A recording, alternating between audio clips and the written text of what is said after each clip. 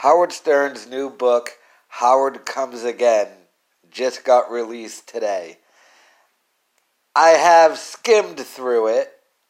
I didn't order the book. I live in 2019 and read most of it for free off the internet.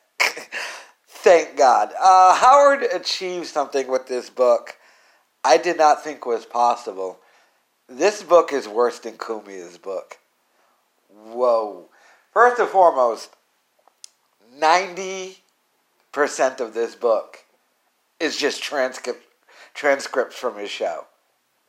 90%. And then the other 10% is him with his little quips about, he literally just talked about all the interviews.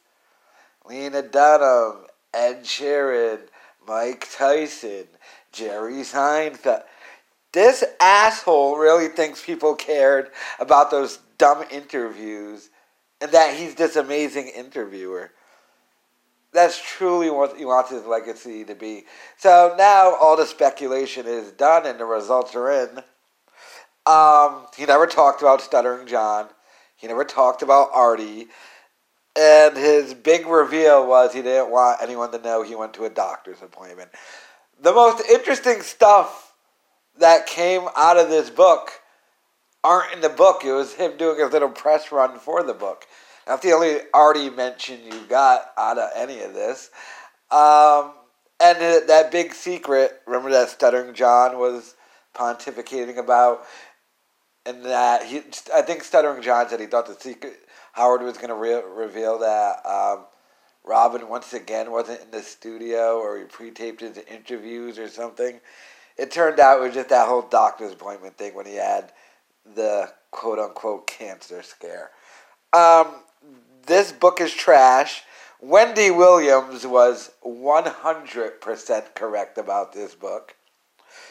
And Cumia's book is somehow better. Not that much better, but this book had the same reason why it stinks as Cumia's book.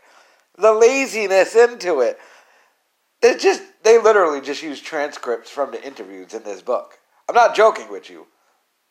Like when he talks about Jerry Seinfeld, they just have the transcripts of the Jerry Seinfeld interview. And that's the whole book.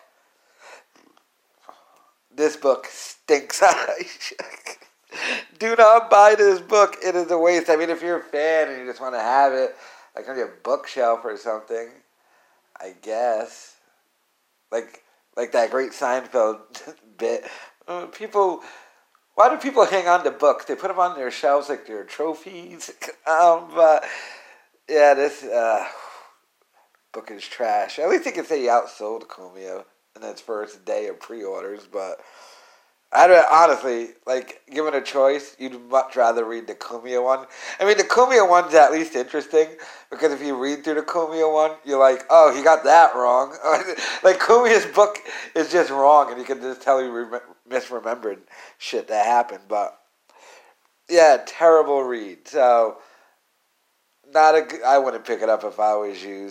There's literally no good info in it, no gossip. It's just a trash book. But there is this article from the New York Post by this lady named Maureen Callahan. And it's Howard Stern says he's a new man, but don't believe him. So I think I'll read some of this article. Howard Stern, now 65 and in the legacy part of his career, has a message. I've evolved. Yuck. He says, to that I ask, has anyone listened to his show lately? Much of Stern's fan base, and I count myself among them, have a complicated relationship with him and his show. When he's at his best, Stern can be blisteringly funny while riffing on a range of issues, from politics to celebrity to Game of Thrones. He's a fantastic interviewer. No, he's not. Before satellite and streaming on podcast, Stern made hours of otherwise painful commuting enjoyable. Yes, this personal growth he crows of in service of hawking his new book, by the way, is hard to believe. See, this lady's attacking it from the perspective of he claims to change to basically this new PC climate and to pacify these SJWs. But if these SJWs, if he was relevant in any way, shape, or form, they don't give a fuck that he changed. They would still pull out something he's still doing wrong.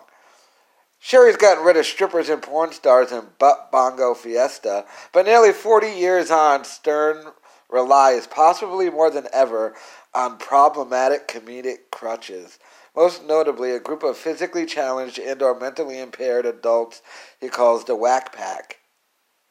Its most prominent member and oft-recurring guest is a woman Stern used to call Wendy the Retard. Today, she is known as Wendy the Slow Adult. Progress.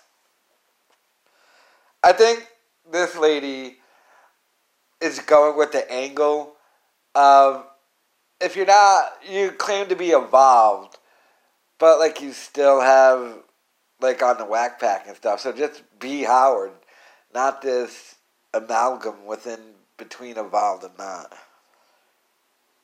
It seems an obvious observation, but somehow Stern hasn't realized that it's not funny for anyone, let alone someone pulling down a reported $90 million a year who socializes with Jerry Seinfeld and Paul McCartney and is on a first-name basis with the President of the United States, to be routinely making fun of society's most vulnerable.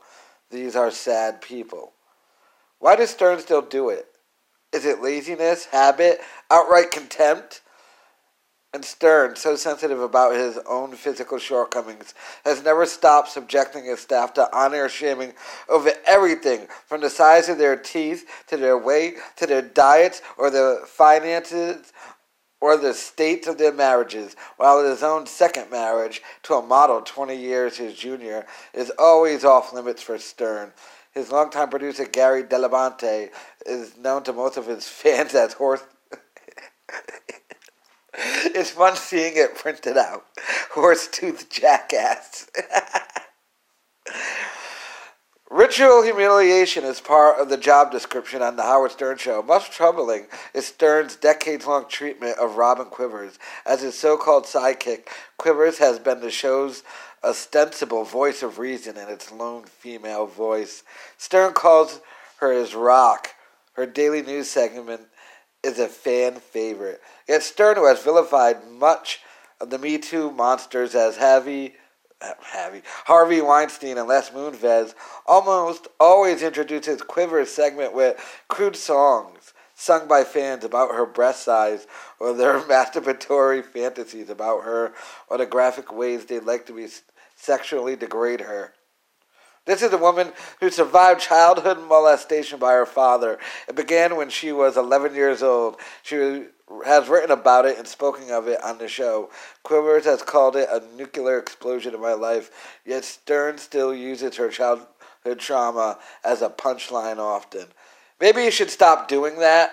To those who like to believe this self-proclaimed redemption arc, take note. Last week his show mocked Simon Cowell's man tits, speculated on the size of Michelle Obama's genitalia, and compared Nancy Pelosi's appearance to a porta potty with the yeast infection. That's kind of funny. But there's one thing you can't take away from Howard. He's always known how to tell a good story. Now, I don't think that this woman writing this article is necessarily offended by all the stuff she said. Like, Stern does this. I think she's highlighting a point of, he's trying to tell us all he's evolved, where it's a false evolution, and it's just corny. But, so that was that article. The book I find to be trash. If I was you, I wouldn't waste any money on it. And, like I said, it's 2019. There's the internet. If you really got to read it, you'll find it. But, yeah, so Howard Stern comes again. If you have picked it up or read it, let me know your thoughts or your thoughts about anything I talked about in this video. Like I said, you can ask me a bunch of questions in the comments. Like, did he talk about Artie? He talked about none of it. None of it was talked about. So, but give me your thoughts in the comments.